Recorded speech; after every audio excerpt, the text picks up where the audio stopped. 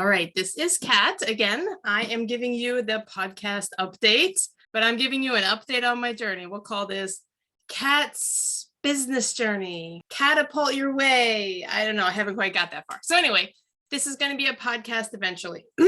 Okay, this is to document my journey into creating this real estate lead generation course. And I want to, oh my gosh, the last week has just been so impactful. I was part of two challenges. One was a 5-day challenge and one was a 10-day challenge with 5 calls. So the first 5-day challenge I was a part of, holy moly, just mind-blowing stuff. And when you are surrounded with those type of people who are a level up from where you are, not even just one level, but many levels, it's like your chemistry, your mind starts growing to their mind size. So that was one of the exhilarating, breakthrough, amazing things. When somebody goes to buy a product, it's not about the money, even if somebody says it's about the money, it's about the value that thing will bring. So for instance, but if you knew by putting in $5,000, you could get 50,000, we'll just say a month later, that would be a good investment, wouldn't it? That was even $1,000. But if you knew that you could get $100,000 back from that $1,000 investment, that would be a no-brainer, right? To invest that $1,000. So anyway, it's not about the specific amount of money that you put in, it's how much value will that be in the bigger picture. So price doesn't matter because it isn't about the actual money at that point. It is about the bigger picture and what this money will bring. And one of the things that I like to invest in is books. So I like to read and I like to shortcut things. I'm trying to see. I just got a book. It's called Real Estate Evolution by Dan Rochon. And in the book, he has taken, I think he said 20 or 2006, maybe 14, 15 years of real estate lessons in education, and he has compressed them into a book. Now, if I am going to learn faster, wouldn't it make sense that I don't need to make all of those mistakes that he did or somebody else did? Why wouldn't I just read a book to find out the best way to do these things? So if I'm paying $15, $30, then I can actually compress down 16 years of experience and knowledge into one compact, it takes me 5 hours to read. But so how amazing are books? All of these really experienced people. I mean, I'm also looking at another book called The Millionaire Real Estate Agent by Gary Keller and Jay Papasan, maybe. And again, that is the manual. It is a step-by-step manual for how to run a $1 million real estate agent business. So by taking all of these different things, you can actually compress years, decades, experiences into just a few dollars and just a few hours of knowledge, of study, of application. So number one, I got Dan's book this week. Number two, I was listening to one of these multimillionaires, her name was Paulina, talk about the value and how by just a little investment, you can learn so much. And that when people understand the value of this big thing, that it almost makes this little thing mean, not much of an obstacle thing to overcome. So that was one of the things. And also, money is spiritual. And so when you open yourself up to receiving the energy of money, because money has energy, right? If you think about, $1,000 seems like a lot of money. Well, as compared to what? And so we attach emotional value to money. We attach emotions to a physical object, so that it's not the object itself, but it's our emotions attached to it. So when we can open ourselves up to abundance and we can move the energy from me to you, or from you to me, we open up that abundance, we open up that spirituality, and we are able to be in energy flow with each other. And it is money-based, it is value-based, it is connection-based.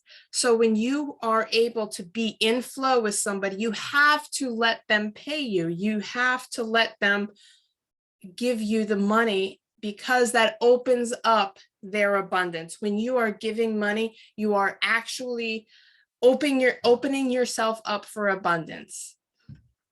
And this year, I have spent a lot of money, over $10,000, on coaching and different things, because I wanted to, number one, get better. Number two, I would gladly pay thousands of dollars, $5,000, whatever, because I know that what I am getting is time back. I am trading money for time, but I'm giving my money to get other people's experiences, for them to help me and teach me and tell me the fastest way to get from here, from where I am, to where I want to go. If I can pay $5,000 to cut down 16 years of experience, that is worth it to me.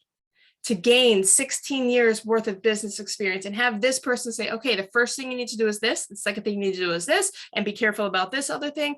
Don't fall into this trap. Third thing you need to do is this. Fourth thing, and do it in this order.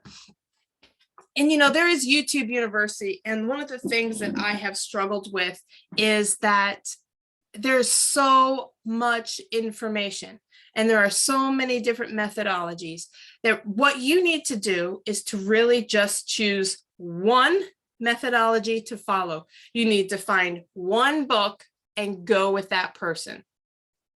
Now, the cool thing about books is that you can actually read a bunch of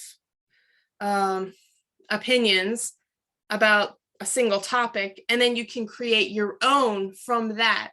And that's one way to do it. Another way is to read everybody else's opinion and then choose somebody else who has already read everybody else's opinion and already crafted the way. So there's a lot of different ways you can move forward in business. And the business I'm working on is basically that. I am the broker of information because I've read so many books. I have read The Millionaire Real Estate Agent. I've read Dan Rochon's Real Estate Evolution, or am reading. I keep up with a lot of the new practices that are coming out. And I listen to a lot of people on YouTube talk about how to run Facebook ads and how to do the new algorithm, do all these other things in business, because things are always changing and always advancing. There are proven principles on the way to do business. And in addition to keeping these specific pillars, there's also the how to. For instance, in advertising, you always need to have a call to action. If it's on a Facebook ad, that's going to look in one way. If you're sending postcard mailers, that's going to look a different way. If you are making YouTube videos or running YouTube ads, that's going to look different.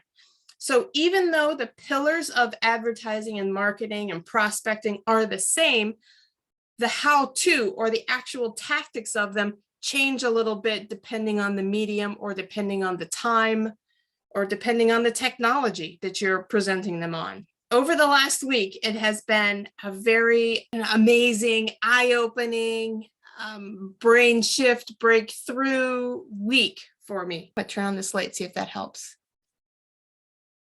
How's that look? I feel like I'm in a studio now. Oh.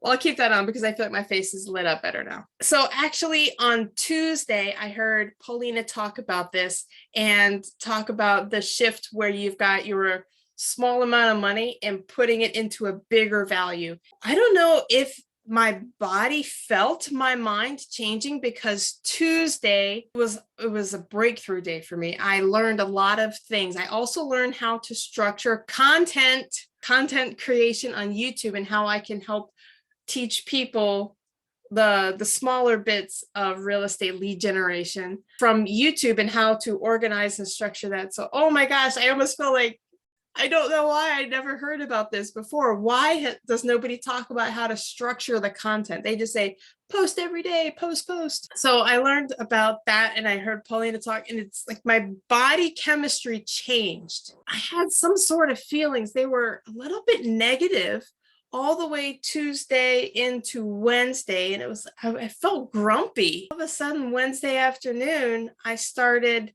mapping out my YouTube content. I started actually taking action on the things that I felt grumpy about, and my mood released. I wonder if there was some higher mind in my brain that said, you need to do this, you need to do this now. And then when I didn't take action right away, it just affected my whole chemistry. I don't know.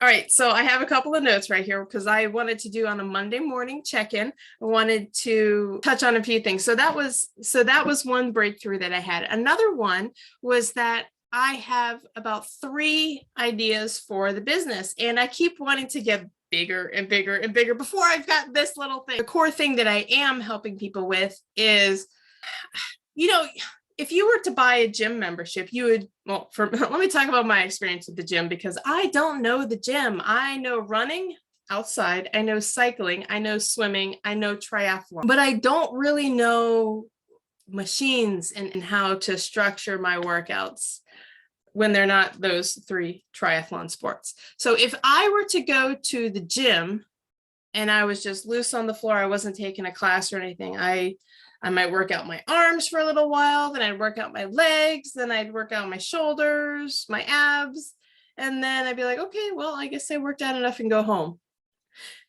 I'd be like, okay, I need to go to the gym again. So I go back there, I'd be like, oh, I need to work on my arms, work on my legs.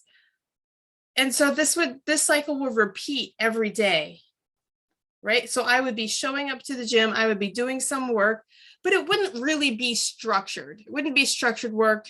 And because without having experience going to the gym, I don't really know what the best way to do. Should I do arms every day of the week? Should I do them to exhaustion? Should I do lightweight? Should I do heavy weights? Do I do just biceps, or do I do, I don't know. So if I were going to get a membership to the gym, I would also hire a personal trainer, because I don't know what I'm doing. The only time I've been to a gym is when we used to have swim team practice in one of the county gyms. I would also go to the county gym and use the treadmill when the roads were icy. So I would need somebody to show me around and then show up with me every day, or write me a schedule to say, okay, you need to do, 20 bicep curls on this machine, and this is how you do it, and do it in this weight. You need to do something with shoulder presses over here, this many reps and this many weights. So I need somebody to tell me what I need to do at the gym. I don't have a problem showing up. And so that is basically the lead generation program I'm showing. For instance, a lot of agents know that they need to do lead generation, but what is it that you do for lead generation? You need to make phone calls, but a lot of people don't know, who do I call? Where do I get their information? What do I say? What's the weight that I'm going to do? How many people do I need to talk to a day? What sort of thing can I expect? And so that part is pretty much what I am looking to help people with, because I understand you don't know what to do when you go to the gym. Like when you lead generate, you need to do it, but what do you do? When I first started out, they told me, you need to spend $2,000 a month on marketing. Okay, great. But what am I spending the money on? Stamps?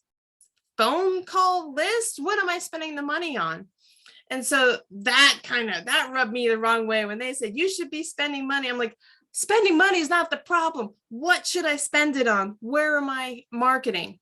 I didn't like. And so I want to be the source, the person who actually irons out all those wrinkles and says, here's what you need to do. Do this first, do this second, do this third, because I've read the books, because I've had the training, because I've done it in person. I've gotten results by being consistent with these things. It works. Here's the system. My struggle now is to get the message out. I'm working with a handful of people right now to try to grow that, and again, just iron out a few kinks in my program. I want to stop right here because that is enough for the Monday morning. How is it the children are always sick? Because I am getting another cold, even though I have just had one and just finished one up. Right over Thanksgiving, I was feverish. I had like 99, 100-degree temperature. Nobody else in the family got sick. Not my parents, who I was around every day, not the children. But now one of the children is my brother's kids. Now one of the children has a cold, and suddenly we all have the cold. Children, wash your hands. All right, guys. Well, I'm going to go ahead and wrap this up. December 13th, 2021. And I'm Kat. I will talk to you next week.